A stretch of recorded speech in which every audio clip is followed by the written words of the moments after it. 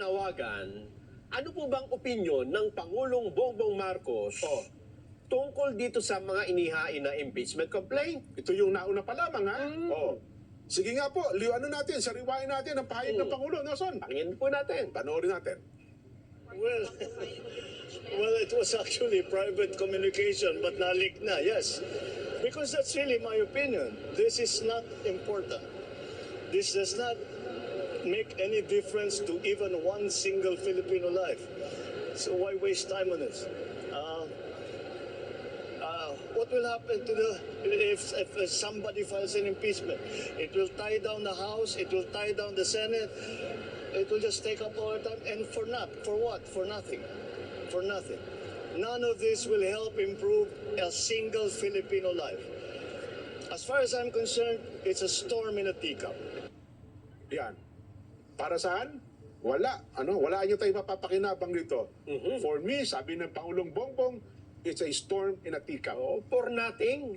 None of this will help improve a single Filipino life. Ba't natin pag-aksaya ng panahon, hindi ba? Kaya, ito na po.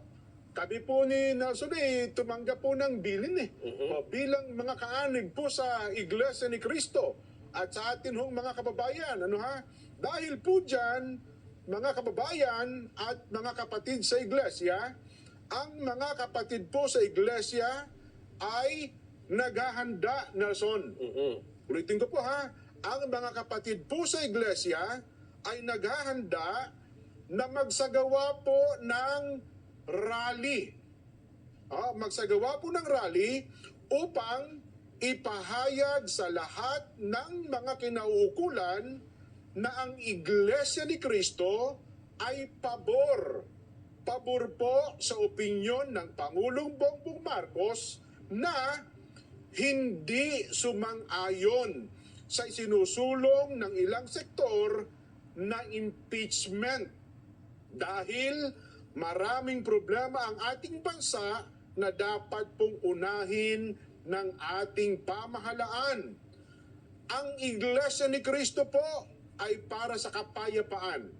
Ayaw namin, ayaw po natin sa anumang uri ng kaguluhan na manggagaling sa kanino mang panig. Ngayon pa lamang po, mga kababayan, ay nag-uorganisa na po ang mga lokal sa buong iglesia para magkaroon ng mga malalaking pagtitipon.